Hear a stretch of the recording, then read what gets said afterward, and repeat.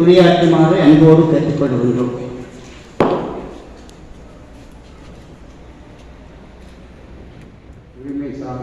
போராளிகள் மற்றும் இன உணர்வாளர்கள், மொழி உணர்வாளர்கள் இவர்களுக்கெல்லாம் எடுத்துக்காட்டாக இன்றும் என்றும் வாழக்கூடியவராக, மறைந்தார் என்று சொல்ல முடியாமல் நம் நெஞ்சங்களிலே நிறைந்தார் என்று பெருமையோடு சொல்லக்கூடிய அற்புதமான தலைவர், ஒப்பற்ற தலைவர் ஐயா அமிர்தலிங்கனார் அவர்களுடைய 97வது பிறந்த நாள் என்ற முறையிலே இந்த விழாவிலே சிறப்பிக்கின்ற அவருடைய பெயராலே அமைந்த அறக்கட்டளையின் சார்பாக நடைபெறக்கூடிய இந்த விழாவிற்கு சிறப்பான பொருத்தமான ஏற்க தகுந்த உணர்வாளர்களாக ஐயா அமிர்தலிங்கனார் அவர்கள் எந்த உணர்வை விதைத்திருக்கிறார், எப்படிப்பட்டவர்களை எல்லாம் உருவாக்கியிருக்கிறார், நேரடியாக இல்லாவிட்டாலும் என்பதற்கு அடையாளம்தான் இந்த அருமையான கூட்டத்திலே தலைமையேற்று சிறப்பாக ஒரு அரசியல் ஆய்வுரையை செய்திருக்கிற நம்முடைய மேனாள் நீதியரசர், அன்பிற்கும் பாராட்டிற்கும் உரிய மேன்மைக்குரிய ஐயா விஜயராஜா அவர்களே, இந்த நிகழ்ச்சியிலே நம்முடைய உணர்வுகளை எல்லாம் அப்படியே கொட்டி கொடுத்து சிறப்பாக அவர்கள் சிறப்பான தென்னிந்திய திருச்சபையினுடைய ஆயர், அதிவணக்கத்திற்குரிய கலாநிதி, பெருமைக்குரிய ஐயா அரித்தந்தை வி பத்மதயாவன் அவர்களே,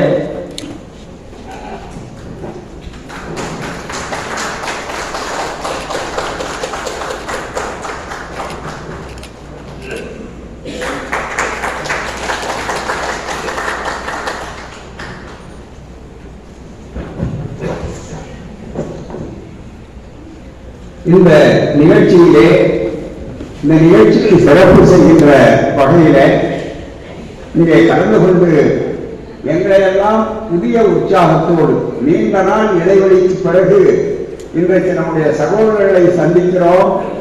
பிரிந்திருந்த குடும்பத்திலே இருந்து இணைந்து மறுபடியும் பார்த்து நம்முடைய உறவுகளை புதுப்பித்துக் கொள்கிறோம் என்று சொல்லத்தகுந்த பெருமைக்குரிய மேனாள் நாடாளுமன்ற பாராளுமன்ற உறுப்பினர்கள் ஐயா அருமை சகோதரர்கள் மாவே சேனாதிராஜா அவர்களே, சுரேஷ் ரேமச்சந்திரன் அவர்களே, சிவாஜிலிங்கம் அவர்களே, தற்போதைய பாராளுமன்ற உறுப்பினர் அருமைக்குரிய சகோதரர் தர்மலிங்கம் சித்தார்த்தன் அவர்களே, மேனாள் பேராயர் ஜபதேசன் அவர்களே, மாகாண சபையினுடைய உறுப்பினர் ஐயா கஜதீபன் அவர்களே, சட்டத்தரணையும் நீண்ட காலமாக எங்களுக்கு எப்போதும் பழகிய உரிமை குரல் கொடுக்கக்கூடிய அருமை ஐயா திரு கரிகாலன் அவர்களே, தேர்தல் ஆணைய குழுவுடைய மேலாள் உறுப்பினர் ஜீவன் குல் அவர்களே, தந்தை செல்வா அவர்களுடைய பெயரர் தோழர் இளங்கோவன் அவர்களே மற்றும்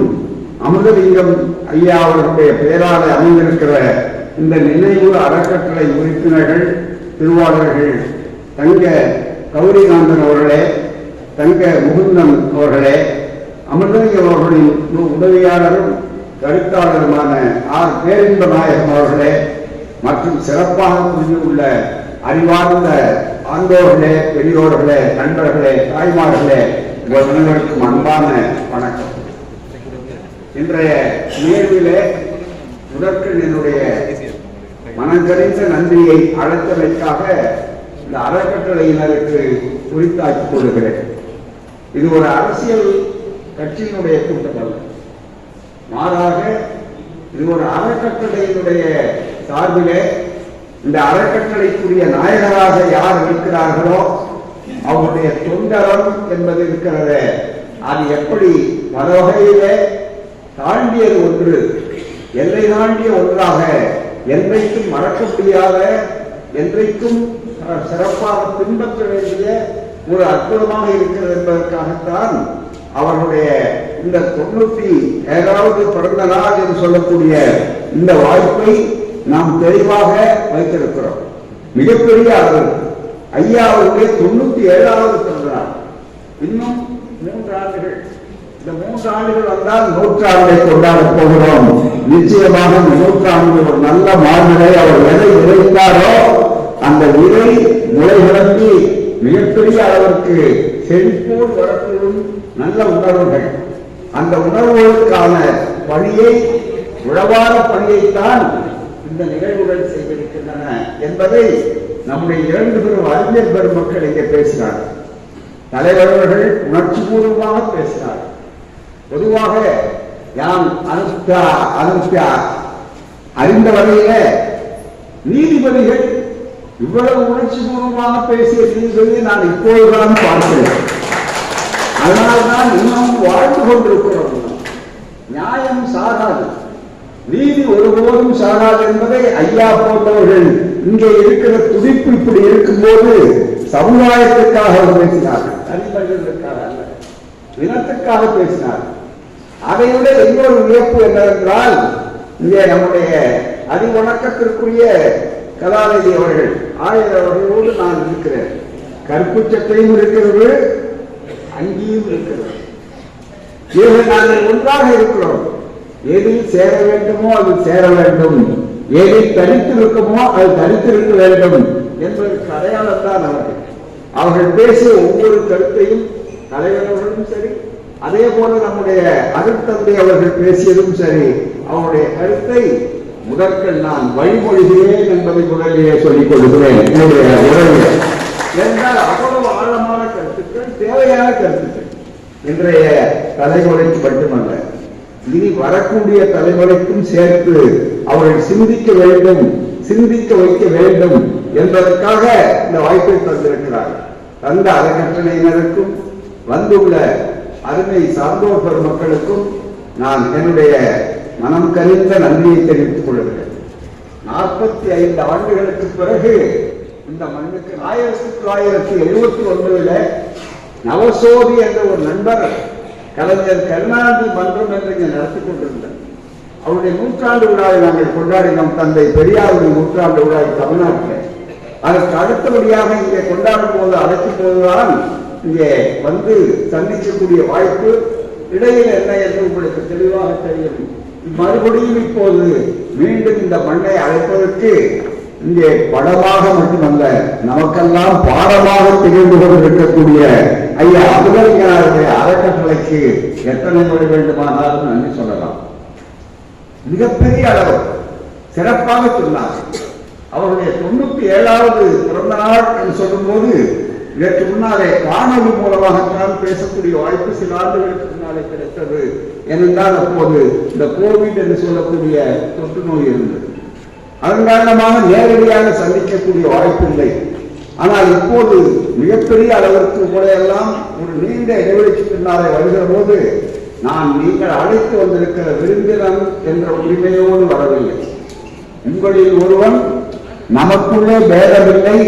இந்த வாழ்வுரிமை என்பது இருக்கிறத, மண்ணால், எல்லையால், நாட்டால் நாம் பிரிக்கப்பட்டாலும் தொப்புள் குடி உறவோடு நாம் என்றைக்கும் இருக்கக்கூடிய பண்பாட்டு அடிப்படையில் ஒன்றிருக்கக்கூடியோம் என்ற உறவோடு உங்களோடு வந்திருக்கிறேன். எனவே நம்முடைய உறவு என்பது நாட்டு எல்லை பிரிக்கும், அரசியல் பிரிக்கலாம். ஆனால் பண்பாடு இருக்கிறத, அந்த தமிழ் பண்பாடு, அந்த திராவிட பண்பாடு, எல்லாவற்றையும் தாண்டிய மானிட நேயம், மனித பண்பாடு இருக்கிறத, மனித பண்பாட்டிலேயே நாம் உலகத்துக்கு வழிகாட்டியவர்கள் நம்முடைய பண்பாடு.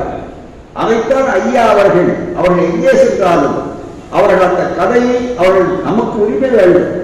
நம்முடைய இடம், நம்முடைய கூடு, நம்முடைய வீடு என்ன என்பதை நாம் நிலைநிறுத்திக் கொள்ள வேண்டும் என்பது ஒரு பக்கத்தில் இருந்தாலும், நம்முடைய பார்வை இருக்கிறத விசால பார்வை.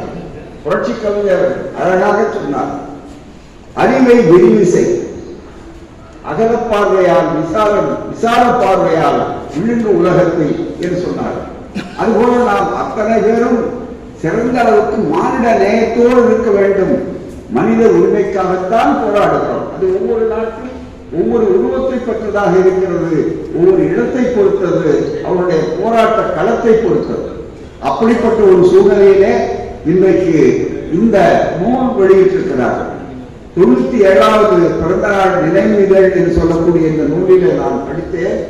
நீங்கள் படிக்கக்கூடிய வாய்ப்பு. அவருடைய பழைய உரை, அவர்களுடைய உரை அவர்கள் இருக்கிறத அந்த உரையை மிகப்பெரிய அளவுக்கு முன்னாலே தேடி பிடித்து நல்ல வாய்ப்பாக இன்றைக்கு அந்த உரையை 1986 ஜூன் மாதம் ஐயா அவர்கள் அம்பேத்கர் அவர்கள் பல வகையில எடுத்துக்காட்டானவர், எக்ஸம்பிளரி லீடர் என்று சொல்லக்கூடிய அளவுக்கு எடுத்துக்காட்டானவர்கள். அப்படிப்பட்டவருடைய உரையை வெளியிட்டிருக்கிறார். சென்னையில திருவல்லிக்கேணியில் இலங்கை இந்திய நட்புறவு கழக தொடக்க விழா என்பதிலே இந்த அற்புதமான இந்த நூல் இருக்கிறது. இதை படித்து பார்த்தால் உங்களுக்கு பல செய்திகள் இருக்கும். ஒரு நல்ல தலைவனுக்கு என்ன அடையாளம், ஒரு நல்ல தலைவனுக்கு என்ன இலக்கணம், தலைவரை எப்படி நாம் அடையாளப்படுத்துவது, வரலாற்றில் நிலைக்க வேண்டும்.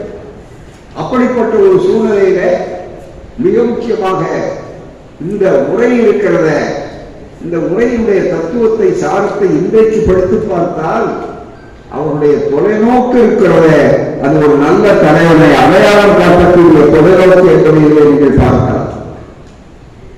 ஒரு முறை ஒரு பெரிய இலக்கியவாதி எழுதினார், வீசே காண்டேகர் உங்களுக்கு தெரியும். அவர் புதுமை எழுதக்கூடிய புதுமை கருத்துக்களை எல்லாம் சொல்லுவார். அவர் சொன்னார், ஒரு தலைவன் என்பதை எப்படி கண்டுபிடிப்பது என்று சொன்னால், அவள் தன் காலத்துக்கு பிறகு 50 ஆண்டு காலத்துக்கு பிறகு என்ன நடக்கும், எப்படி வரும் என்பதை யார் சிந்தித்து சொல்லுகிறார்களோ அவர்கள்தான் இந்த தலைமை பதவிக்குரிய தத்துவ கர்த்தாவாக தகுதியுள்ளவர்களாக இருப்பார்கள் சொன்னார்.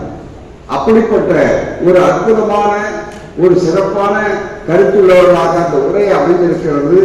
இன்றைய பல்வேறு சூழ்நிலைகளிலே எப்படி இருக்கிறது என்று தெரியும். அப்படிப்பட்ட ஒரு சூழ்நிலையில இன்றைக்கு நம்முடைய உரிமைகள் என்று சொல்லும்போது, உரிமைகளை எல்லோரும் நாம் நம்முடைய வாழ்க்கை வாழ்வாதாரம் என்பதை காப்பாற்றிக் கொள்வதற்காக வர வேண்டும். அப்படி வருகிற போது ஐயா நம்முடைய அம்பேத்கர் அவர்கள் இன்றைய விழா நாயகராக நம்மால் கருதப்படுகின்ற, போற்றப்படுகின்ற, பின்பற்றப்பட வேண்டிய தலைவர் அவர்கள் எப்படியெல்லாம் தியாகம் செய்தார்கள். நம்முடைய நாட்டிலே உடல் பொருள் ஆவி என்று சொல்லுவார். ஆவி என்பதை விட உயிர் என்றே சொல்லலாம். அப்படிப்பட்ட ஒரு சூழ்நிலையில எல்லாவற்றையும் அவர்கள் தந்தார்கள். ஆனால் இந்த நாட்டில் மறைந்தார் என்று சொல்ல முடியாது. அதன் மூலம் என்றைக்கும் வரலாற்றில் வாழ்கிறார், வரலாறாகவே வாழ்கிறார் சொல்லக்கூடிய அளவுக்கு அவருடைய தியாகம், அவருடைய உழைப்பு, அவருடைய முன்னோக்கு, அவருடைய சிந்தனை, அவருடைய எல்லாவற்றையும் தாண்டி நம்முடைய ஆயரவர்கள் அழகாக சொன்னார்கள், மனிதனை மானிடப்பட்டு ஒரு மனிதன் பதவிகளால் அலங்கரிக்கலாம், பட்டங்களால் உயரலாம், ஆனால் மனிதன் என்பது இருக்கிறத அது அவ்வளவு எளிதல், மிகப்பெரிய அளவு.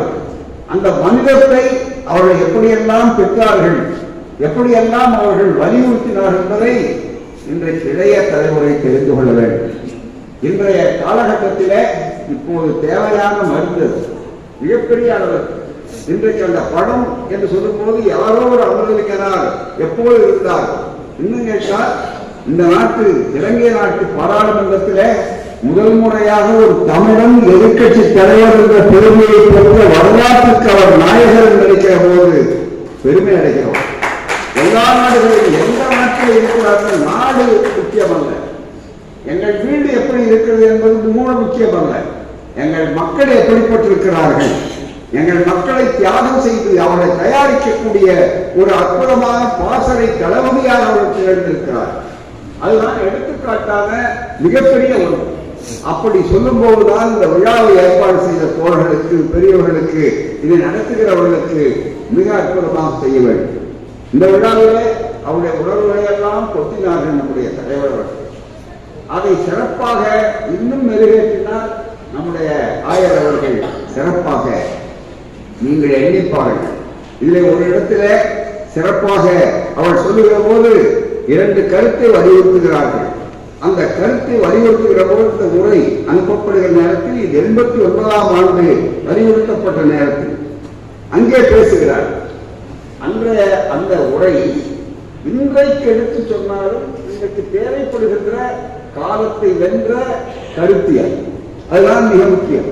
அந்த கருத்தியலை வைத்துத்தான் முதலிலே பாராட்டி சில கருத்துக்களை நான் பின்னாலே வைக்க விரும்புகிறேன். ஐயா நம்முடைய அமுது அவர்கள் பேசுகிறார். அமுது தமிழுக்கும் அவர்களுக்கு அதுதான் மிக முக்கியம். அப்படிப்பட்ட ஒரு முறையிலே அவர்கள் பேசுகிறார். இந்த இளைஞர்கள் சிலர் மத்தியிலே தவறான கருத்து இருக்கிறது. ஏதோ 1975க்கு பிறகுதான் இந்த விடுதலை இயக்கம் ஏற்பட்டது, அதற்கு முந்தையெல்லாம் வெறும் அங்கத்திலே காற்றிலே தான் எல்லாம் நடந்தது என்ற கருத்து அது ஒரு தவறான தப்பான கருத்து. பெரிய பனைமரமாக வந்த விற்பாடும் நன்றாக கவனிக்க வேண்டும். இது அறிவார்ந்த அரங்கம். அந்த பெரிய பனைமரமாக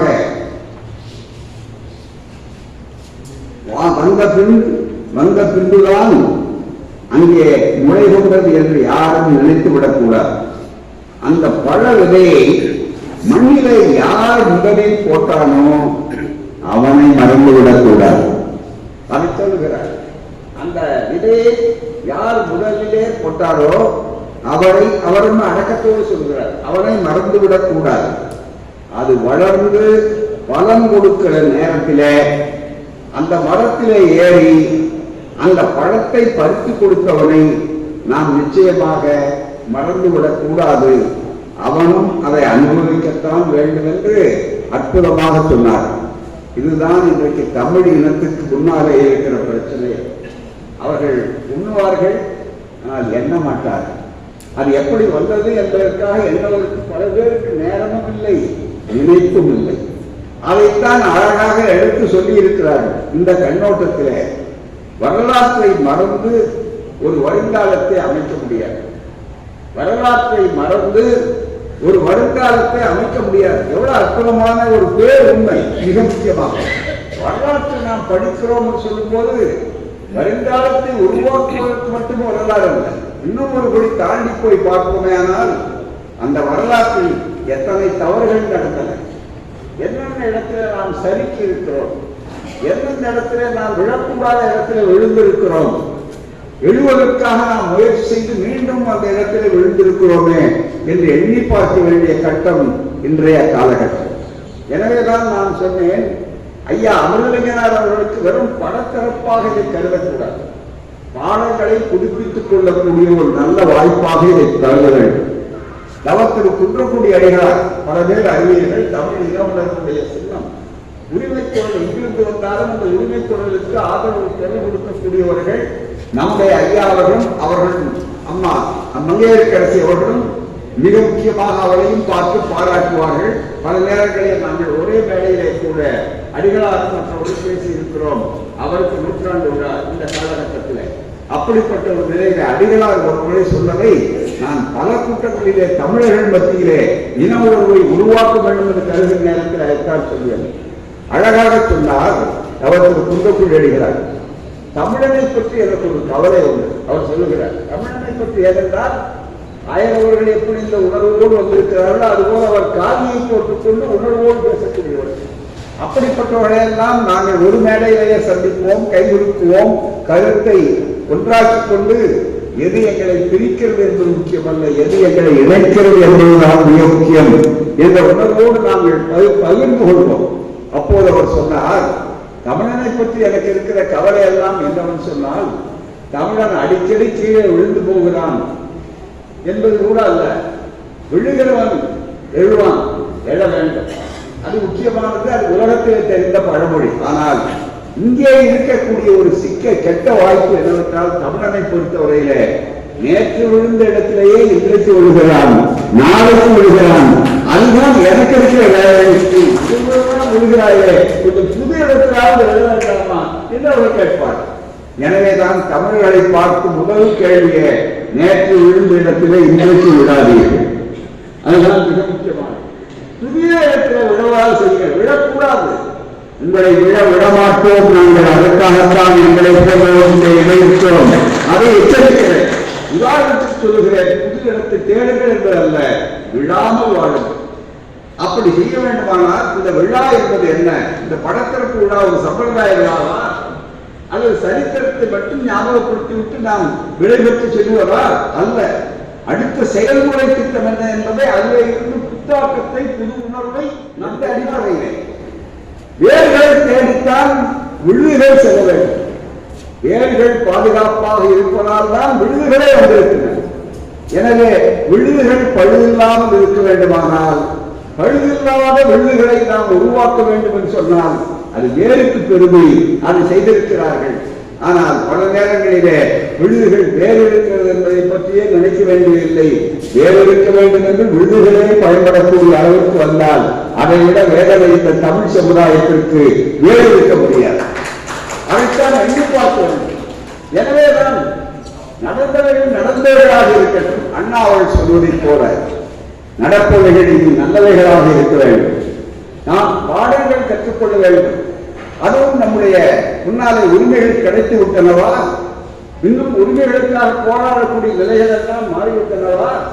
நாமெல்லாம் மனிதர்கள் தான், மனித உரிமைகள் மாநில உரிமைகள் எல்லாம் இருக்கின்றன என்று வந்துவிட்டதா என்ற கேள்விகளுக்கெல்லாம் ஐயா அமரலிங்கனார் அவர்கள் படத்தை பார்த்து விடையை காண வேண்டும். ஏனென்றால் நான் இன்னொரு நாட்டுக்காரர். இந்த மண்ணுக்கு வந்திருக்கிற நேரத்தில் எனக்கு சில எல்லை கோடுகள் உண்டு. அந்த எல்லை கோடுகளை தாண்டி நான் நடப்பது எனக்கு சங்கடம் என்பது வேறு ஒருவருக்கும் அழைத்தவர்களுக்கு சங்கடத்தை உருவாக்கக்கூடாது. அதுதான் மிக முக்கியமான கவலை பொறுப்பு. ஆனால் ஐயா எனக்கு ஒரு பெரிய துணிச்சல் என்னவென்று சொன்னால், நீதியரசர் தீர்ப்பு எழுதியிருக்கிறார். இது மேல்முறையீடு செய்தாலும் நிற்கக்கூடிய தீர்ப்பு, அவருடைய தீர்ப்பு. அதுதான் மிக முக்கியமான. அப்படிப்பட்ட ஒரு அற்புதமான ஒரு சிறப்பான இந்த காலகட்டத்திலே எண்ணி பாருங்கள், நம்முடைய வரலாறு என்பது எப்படி இருக்கிறது என்று சொல்லும் போது ஒரு பெரிய திருப்பங்கள் ஏற்பட வேண்டும். அந்த திருப்பங்கள் சாதாரண திருப்பங்களாக இருக்கக்கூடாது. இனம், மொழி, பண்பாடு என்று இருக்கிறத அதை நாம் காப்பாற்றிக் கொள்வதற்கு ஒவ்வொருவருக்கும் உலகத்தில் பிறந்த அத்தனை மக்களுக்கும் உரிமை உண்டு. அது சாதாரண ஏதோ பிச்சை போடுவதல்ல. We want parity, not charity. இதுதான் மிக முக்கியம். இந்த அடிப்படையில மிக முக்கியமான அளவுக்கு நாம் வரக்கூடிய ஒரு சூழல்ல இன்றைக்கு எதை செய்து கொண்டிருக்கிறோம் என்று சொல்லும்போது நம்முடைய உரிமை வேண்டும். நாம் இனம் என்று சொல்கிற போது இன வெளியை சொல்லவில்லை. நாம் இனம் என்று சொல்லும் போது ஒரு கூட்டு அமைப்பு, ஒரு சமுதாயம், ஒரு பண்பாடு, அதுதான் மிக முக்கியம். எந்த நாட்டிலும் அவருடைய பண்பாடு என்று இருக்கிறத அது காப்பாற்றப்பட வேண்டிய பண்பாடு. நம்முடைய பண்பாட்டை நாம் மறந்துவிட முடியாது. நம்முடைய உறவை நாம் மறந்துவிட முடியாது. எடுத்துக்காட்டாக ஒரு செய்தியை உங்களுக்கு சொல்கிற இந்த நேரத்திலே எப்படியெல்லாம் நம்முடைய இளைஞர்கள் மிக முக்கியமாக கடந்த காலங்களில் நிகழ்வுகளை பற்றி மட்டும் சிந்தித்துக் கொண்டிருக்க கூடாது, மறந்துவிட்டாலும் கூட புதிதாக அடுத்து நம்முடைய உரிமைகளை பெறுவதற்காக நம்மை நாம் எப்படி தயாரித்துக் கொள்ள வேண்டும் என்ற உணர்விலே அவர்கள் பக்குவம் பெறுவதற்கு இவைகளெல்லாம் இருக்க வேண்டும். சில நேரங்களிலே பழம்பெருமையே பேசுங்கள் என்று நாங்கள் சொல்ல மாட்டோம். அதற்கு நான் எதிரி. இன்னும் கேட்டால் ஓரளவுக்கு ஆனால் பழம்பெருமையே புறக்கணித்து விட வேண்டும் என்று சொல்லுவது எல்லாம் ஒப்புக்கொள்ள முடியாது. எங்களால் ஒப்புக்கொள்ள முடியாது. பழம்பெருமை என்பது இருக்கிறத அது இனத்தை பொறுத்து, மொழியை பொறுத்து, பண்பாட்டை பொறுத்து எப்படி இருந்தாலும் கூட அது உணவாக இருக்க முடியாது. ஆனால் உரமாக இருக்கலாம். அதுதான் மிக முக்கியம். உரம் வேறு, உணவு வேறு. உணவுதான், உரம்தான் உணவை உற்பத்தி செய்கிறது. ஆனால் அதற்காக உரத்தையே உணவாக ஆக்கிக் கொள்ள முடியாது. உப்பு சாப்பாட்டுக்கு தேவைதான். உப்பு இல்லாத பண்டத்தை குப்பையிலே என்று சொல்லுகிறோம். உப்பு தேவைதான். ஆனால் உப்பே உணவாக முடியுமா? அதுபோலத்தான் நண்பர்களே, பழம்பெருமை என்று சொல்லுகிற நேரத்தில் நிச்சயமாக அந்த பழம்பெருமையை நாம் வெறும் உறவாக ஆக்கிக் கொள்ளலாம். அந்த உணர்வுகள் நாம் எப்படிப்பட்ட ஒரு இனம், பிறப்பு என்று நினைக்கிற நேரத்திலே கூட அத்தனை பேரையும் சமமாக கருதிக் கொண்டு யாரும் ஊரே என்ற ஒரு பரந்த விரிந்த மனப்பான்மை. அது மட்டும் மற்றவர்களை பார்த்து கூட நம்முடைய பண்பாடு அங்கு குற்றம் சொல்வதில்லை. தீதும் நன்றும் பிறர்தர வாரா. அதுதான் மிக முக்கியம். தீதும் நன்றும் பிறர்தர வாரா. எவ்வளவு பரந்த விரிந்த மனப்பான்மை. ஆங்கிலத்திலே ஒரு சொல் உண்டு, இது அறிவார்ந்த அறிஞர்கள் சபை அவை. அது உங்களுக்கு தெரியும். ஆங்கிலத்தில் அடிக்கடி சொல்லும் போது எம்பத்தி என்று சொல்வாங்க. யாரை உயர்ந்த மனிதன் என்று சொல்கிற நேரத்தில் சிறந்த மனிதன் என்று ஐயா அவர்களை பார்க்கிற போது, இந்த படத்தை பார்க்கிற போது அவருடைய வாழ்க்கையிலே 40 ஆண்டுகள் நெருக்கமான நண்பனாக, தோழனாக, சகோதரனாக அவங்க குடும்பத்தோடு இணைந்து கொண்டிருந்த ஒருவன் என்ற முறையிலே பார்க்கும்போது ஒரு செய்தியை நாம் சுட்டிக்காட்ட வேண்டும். எம்பத்தி, ஆங்கிலத்தில் இருக்கிற சொல். இதுல எம்பத்தி என்று சொல்லும்போது பல நேரங்களிலே நாங்கள் விவாதித்த நண்பர்களோடு தமிழ் உணர்வாளர்களோடு வருகிற போது சிம்பத்தி என்பதற்கும் எம்பத்தி என்பதற்கு என்ன வேறுபாடு என்று ஆங்கிலம் படித்த உங்களுக்கு எல்லோருக்கும் நன்றாக தெரியும். அது அந்த அறிவார்த்த அரங்கத்தில் பொதுவாக நாம் விளக்கம் சொல்லும்போது சிம்பத்தி என்று சொல்லும்போது மன்னர்களுக்காக இறக்கப்படுவது என்று சொல்கிற போது இறங்குவது இறக்கப்படுவது என்று சொல்லும்போது சிம்பத்தி என்பதை நாம் எளிதாக சொல்லிவிடுகிறோம். ஆனால் எம்பத்தி என்பதற்கு என்ன தமிழ் சொல்லை உருவாக்க வேண்டும், எப்படிப்பட்ட உணர்வை ஒரே சொல்லாக உண்டாக்க வேண்டும் என்று நினைக்கிற நேரத்தில் இரண்டுக்கும் என்ன வேறுபாடு?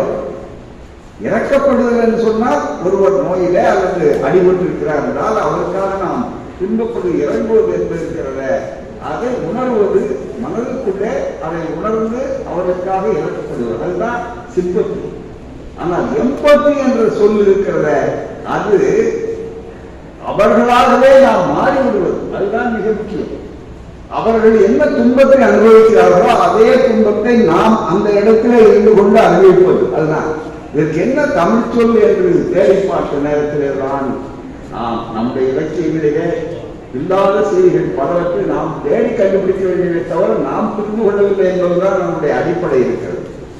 வள்ளுவருடைய திருக்குறள் 1330 குறளிலே ஒரு குறளை பார்த்திருப்பேன். ஒத்தது அறிவான் உயிர் வாழ்வான், மற்றையோ செத்தாலும் வைக்கப்படும் என்று ஒரு குறள். ஒத்தது அறிவான் உயிர் வாழ்வான், ஒத்தது அறிவான் உயிர் வாழ்வான். உயிர் வாழ்வான் என்று மனிதர்கள் இருக்காங்க, மனிதர்கள் மொத்தம் எத்தனை கோடி இருக்காங்க அப்படின்னு வள்ளுவரிடத்துல கேட்டா அவர் மொத்த மனிதர்கள் இவ்வளவு இருக்காங்க, உலக ஜனத்தொகை இவ்வளவு கோடி என்று சொல்லி கணக்கு தீர்த்தா அதை ஏற்றுக்கொள்ள மாட்டார். அந்த கருத்துப்படி, அந்த குறள் கருத்துப்படி எப்படி என்று கேட்கும்போது அவர் சொல்கிறார், ஒத்தது அறிவான் உயிர் வாழ்வான் யார் என்றால் ஒத்தது அறிவான், மற்றையோ செத்தலாக வைக்கப்படும். செத்து போனவன் கணக்கு, அவங்க உயிர் வாழ்ந்தார்கள் அந்த கணக்கில் கிடையாது. அந்த ஒத்தது அறிவான் தனக்கு வந்த துன்பம் இருக்கிறத அதை தனக்கே, மற்றவர்களுக்கு வந்த துன்பம் தனக்கே வந்ததாக அந்த வலியை அப்படியே வாங்கிக் கொண்டு அதற்கு என்ன நிவாரணம் தேடுவது, எந்த வகையை அதற்கு மாற்று தேடுவது, உள்ளதை அடைய செய்வது எப்படி என்று நினைக்கிறதற்காக போராட தன்னையே ஒப்படைத்துக் கொள்கிறார்கள் அல்லவா, அவர்கள்தான் ஒருத்தர் அறிவான் என்று சொல்லக்கூடிய அந்த பொறுத்து. அப்படி வரும்போது பகுத்தறிவு, பட்டறிவு, படிப்பறிவு என்று ஒரே சொல்லாக சொல்லிக் கொண்டு வருகிற நேரத்தில் வள்ளுவருடைய குறளையே கூட எம்பத்தி என்று சொல்வதற்கு நாம் பயன்படுத்தலாம், ஒத்தறிவு என்ற சொல்லை பயன்படுத்தலாம். ஒத்தறிவு, பட்டறிவு மாதிரி ஒத்தறிவு என்று தெளிவாக சொல்லலாம். அப்படிப்பட்ட அந்த ஒத்தறிவோடு ஒரு உருவகம் இருக்கிறது என்றால் அது ஐயா இங்கு படமாக இருக்கிற அமுதலிங்கனார் அவர்கள் என்பதற்காகத்தான் தன்னைத்தானே இந்த சமூகத்திற்கு அவர்கள் விலையாக கொடுத்தார். ஆகவேதான் நாம் இன்னும் அது வீணாக போகக்கூடாது, மேலும் வரலாற்றிலே திருப்பங்களை உருவாக்க அவர்கள் பயன்படுத்த வேண்டும். அந்த திருப்பங்கள் சாதாரணமல்ல, அரசியல் பிழைத்தோருக்கு அரங்கூட்டம், இதுதான் மிக முக்கியம். இந்த அறம் என்று சொல்கிற நேரத்தில் கூட மனத்துக்கள் மாசு இளநாதர் அனைத்து அறம், அவ்வளவுதான். அறம் என்று சொன்னால் இப்படி இருக்கும் அப்படி இருக்கும் தர்மம் என்றெல்லாம் சில சொல்லியிருப்பார்கள். பெரிய தர்மங்களை கூட பல செய்வார்கள், இன்னொரு பக்கத்தில் வேறு விதமாக நடந்து கொண்டு இன்னொரு பக்கத்தில் தர்மம் வாங்குவதாக இருப்பார்கள். அது அறம் அல்ல, அது அறவலை வணிகர், அவ்வளவுதானே தவிர வேற ஒன்றும் கிடையாது. அப்படிப்பட்ட ஒரு சூழ்நிலையில இன்றைக்கு அந்த அறம் என்று சொல்லக்கூடிய அந்த உணர்வை மிகப்பெரிய அரசியல் பிழைத்தோருக்கு அறக்கூட்டம், அந்த அறத்தை நான் என்னுடைய நேர்மையினாலே என்னுடைய வாழ்வினாலே செல்வேன் என்று சொல்லக்கூடிய ஒரு அற்புதமான தலைவராக அவர் எடுத்துக்காட்டான தலைவராக இருப்பதால் தான் அவரை நாம் முன்னிறுத்திக் கொண்டு இளைய தலைவரை இவரிலிருந்து பெற வேண்டிய பாடல்கள் ஏராளம் இருக்கிறது. மறக்காதது மட்டுமல்ல, எத்தனையோ சரி அவர்கள் சொல்லுகிற நேரத்தில் கூட ஒரு பெரிய சிறப்பு என்னவென்றால் யாரையும் அவர் எதிரிகளாக கருதவில்லை, கொள்கைகளை எதிரிகளாக கருதினார். உரிமை மறுப்பவர்களை, ஆதிக்கவாதிகளை அவருடைய எதிரியாக கருதினாலே தவறுதான். மனிதர்கள் எப்போதுமே சாவதில்லை, காரணம் தத்துவங்களாக இருக்கிற வரையில். ஆனால் தத்துவங்களாக அவர்கள் இருந்து மாறி தனி மனிதருடைய சுயநலம் தன்னலம் என்று ஆகிற நேரத்திலே தான் அவர்கள் மறக்கப்படுகிறார்கள். மன்னிக்கப்படுகிறார்களோ இல்லையோ மறக்கப்படுகிறார்கள். அது மிக முக்கியம். அப்படிப்பட்ட ஒரு சூழ்நிலை இல்லாத மனிதர்களை, தலைவர்களைத்தான் நாம் தேடிக்கொண்டிருக்கிறோம் வழிகாட்டுவது. அதுவும் இந்த காலகட்டத்திலே இளைய தலைமுறை தங்களுடைய பொன்னான நேரத்தை வழிகாட்ட வேண்டும்.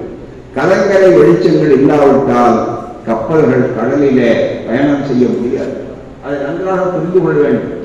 கலங்கரை விளக்கம் வெளியே, அதே போல மேரினர் காம்பஸ் என்று சொல்லக்கூடிய அடையாளம் காட்டி இருக்கிறத திசையை அடையாளம் காட்டுவது அது உள்ளே.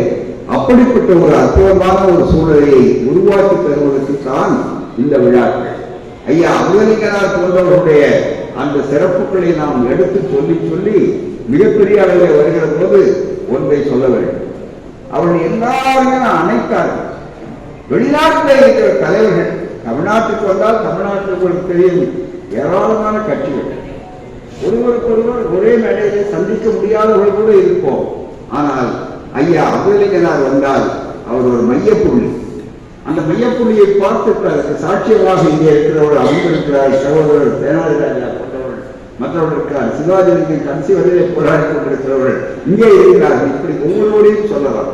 ஏனென்றால் தமிழ்நாட்டிலே அவர்கள் அஷ்டதிக்கு பாலர்கள் என்று சொல்லக்கூடிய அளவுக்கு 8 திசை இருந்தால் 9 பக்கம் திரும்பிக் கொண்டிருக்கிறார்கள் என்று சொன்னாலும் அத்தனை பேரை ஈர்க்கக்கூடிய ஒரு மனிதராகத்தான் அமுதலிங்கர் இருந்தார்கள். அவர்கள் ஒவ்வொரு முறையும் தந்தை பெரியார் காலத்திலிருந்து, அண்ணா காலத்திலிருந்து, கலைஞர் காலத்திலிருந்து இன்றைய ஆட்சி வரையில அவருடைய ஈர்ப்பு என்பது இருக்கிறத சாதாரணமானது, மிகப்பெரிய அளவு. ஆனால்தான் இந்த ஐயா தந்தை பெரியார், நான் ஒரு பெரியார் கொண்டாட ஒரு பகுத்தறிவார், அவ்வளவுதான். அப்படிப்பட்ட நிலையே இடத்துல வருகிற போதெல்லாம் அவர்கள் எவ்வளவு ஒரு ஈர்ப்போடு என்ன செய்ய வேண்டும் அடுத்த முடியாது. இந்திரா காந்தி அம்மையார் அவர்களோடு போராடி எவ்வளவு பெரிய சிறப்பு செய்தார் என்பதை நம்முடைய மாண்புமிகு நீதி அரசர் அவர்கள் அழகாக சொன்னார்.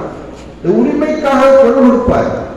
உரிமைக்காக கொடு கொடுக்கிற அதே நேரத்தில் கலைஞர் அவர்கள் சொன்ன நல்ல வார்த்தை எல்லாவற்றுக்கும் பயன்படும். உறவுக்காக கை கொடுக்கிறவர் தவறே. ஏன்னா உறவுக்காக கை கொடுக்கிற நேரத்தில் நாம் அதற்காகவே மங்கிவிடக்கூடாது, பின்தங்கிவிடக்கூடாது. உறவுக்காகவும் கை கொடுக்க வேண்டும். அதே நேரத்தில் உரிமைக்காகவும் பொருள் கொடுக்க தவறக்கூடாது. அந்த உணர்வை நாம் தெளிவாக காட்டியாக வேண்டும். அதை காட்டுவதற்கு ஒரு எடுத்துக்காட்டு மிக முக்கியமாக தன்னை விட இளைஞர்கள், சிறு பிள்ளைகள், மிக முக்கியமாக மற்றவர்கள் என்று சொல்லக்கூடியவர்களெல்லாம் பல பெரியவர்கள் என்ன நினைப்பார்கள், அவர்களுக்கு என்ன தெரியும், அவருடைய எங்களோடு இருக்கக்கூடியவர்கள் அல்ல என்று ஒதுக்குவார்கள், புறந்தள்ளுவார்கள், அலட்சியப்படுத்துவார்கள். ஆனால் இளைஞர்களாக இருந்தாலும் வயது முக்கியம் அல்ல, அவருடைய ஆற்றல் மிக முக்கியம். அந்த ஆற்றல்கள் அவர்களை கவன சிதறல்களுக்குள்ள ஆக்கக்கூடாது. அவர்களையும் ஒன்றுபடுத்த வேண்டும். அவரிடத்திலும் தனக்கு பெருமை இருந்தால் அவளைத்தான் இப்படை தோற்றி எப்படை வெல்லுமென்று சொல்லக்கூடிய அளவுக்கு நாம் அவர்களை ஒன்றுபடுத்த வேண்டும் என்ற அந்த பரந்த விரிந்த மனப்பான்மையின் சொந்தக்காரர்கள்தான் ஐயா அமுதலிங்கனார் அவர்கள். ஆகவே அமுதலிங்கனார் அவர்களை போராட்டுவது ஒரு தனி மனிதரை பாராட்டுவதல்ல. ஒரு தத்துவத்தினுடைய சிறப்பு என்னவென்று சொன்னால் மற்றவர்கள் பார்த்து ஒருங்கிணைக்க வேண்டும். எனவே நான் நண்பர்களை அவருடைய சிறப்பு மட்டும் பேசிவிட்டு போகலாமா என்றால் இன்றைய காலகட்டத்தில் அதை நாம் பாடமாக எடுத்துக்கொண்டு படிக்க வேண்டும். அந்த படிப்பினைகளை பெற வேண்டும். பெற்ற படிப்பினைகளுக்காக நாம் உழைக்க வேண்டும். அதுதான் மிக முக்கியம். ஏற்கனவே நம் இனத்திலே இரத்த கரைகள் இருக்கின்றன.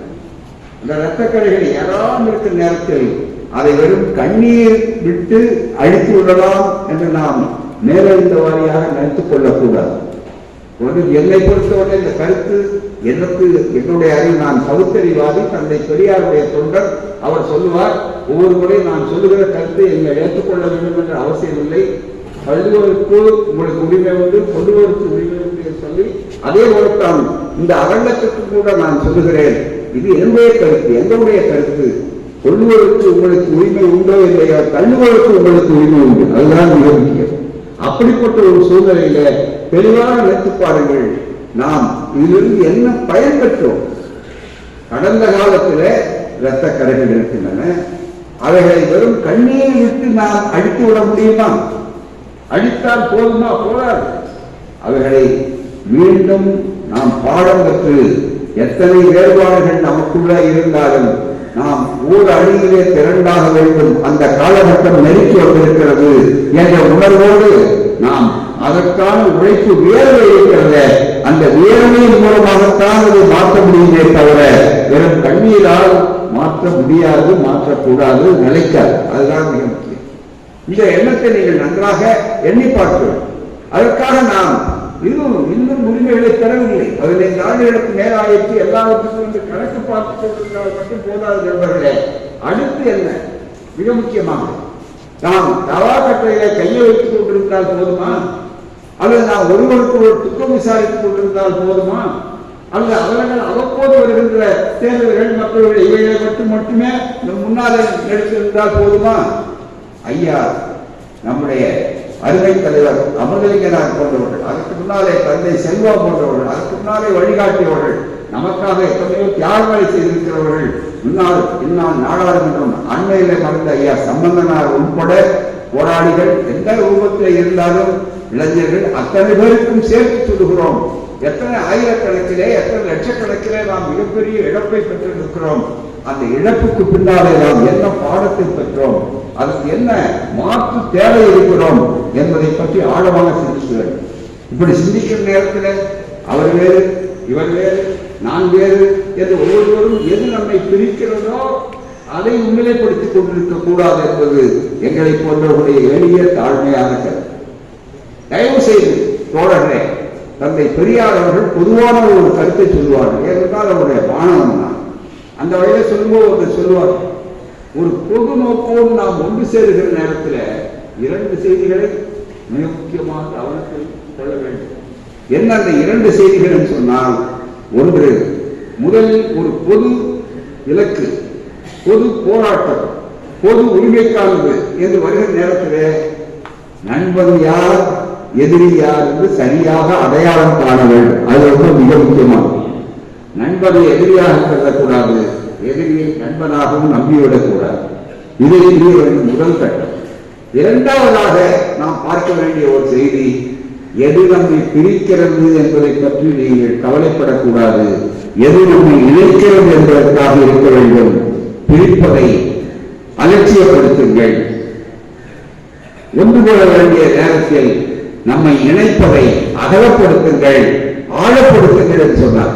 எனவே இந்த காலகட்டம் இருக்கிறத நம்மை நம்முடைய உரிமைகளுக்காக, மொழி உரிமை, இன உரிமை, பண்பாட்டு உரிமை, எல்லா உரிமைகளுக்காகவும் நாம் நம்மை ஆழமாக அகலப்படுத்த வேண்டிய காலகட்டம் வந்துவிட்டது. அதற்கான நல்ல அறிஞர் பெருமக்கள் இங்கே இருக்கிறீர்கள். இதை ஒரு சிறிய அரங்க கூட்டமாக நான் கருதவில்லை, இது ஒரு திருப்பு முறையாக மையமாகத்தான் இங்கே கருதுகிறேன். ஆகவே இங்கே வந்திருக்கிறவர்கள் வரலாறு தெரிந்த ஒவ்வொருவரும் பழைய வரலாறுகளை அறிந்தவர்கள். இந்த வரலாறு இந்த அரங்கத்தோடு போய்விடக்கூடாது.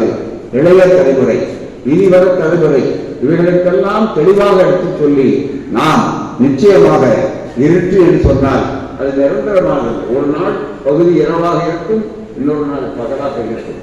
இரவு முடிந்தால் பகல் வரும், வெளிச்சம் வரும். விடியலே இல்லாத நாட்கள் கிடையாது.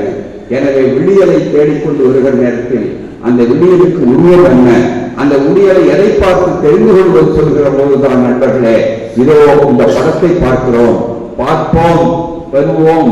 அந்த உரிமைகள், அவருடைய உழைப்புகள், தந்தை செல்வா தொடங்கி அதே போல மறுபடியும் தலைவர்கள், அதற்காக தங்களை தியாகம் செய்து கொண்டவர்கள், எந்த அணியிலே இருந்தாலும், எந்த ரூபத்திலே இருந்தாலும், எந்த வகையிலே இருந்தாலும், அவர் அத்தனை பேருடைய தியாகத்தையும் நாம் படிக்கட்டாக மாற்றுவோம்.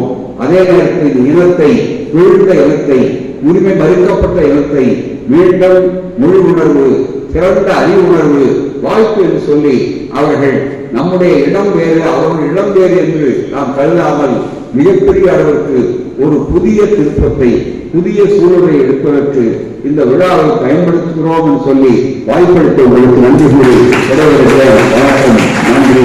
வாழ்க அலுவலகர்கள், வாழ்க பெரியார், வளர்க இன உணர்வு, பொருள் உணர்வு. நன்றி.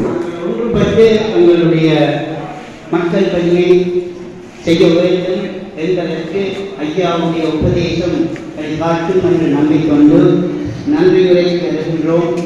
இந்த நேரம் போய்கொண்டிருக்கிறது. தனித்தனி வைத்து யாருக்கும் நன்றி சொல்ல வேண்டிய கடமை எனக்கு இல்லை. வந்திருக்கின்ற அனைவருக்கும் முதல் வணக்கம்.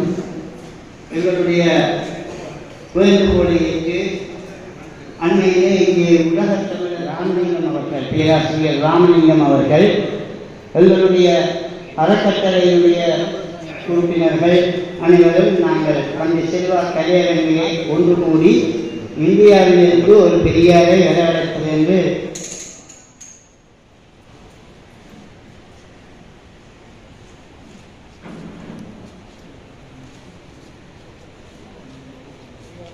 கரிகாலன் அண்ணனை நவரத்னம் அவர்களை நான் கூறுகிறேன்.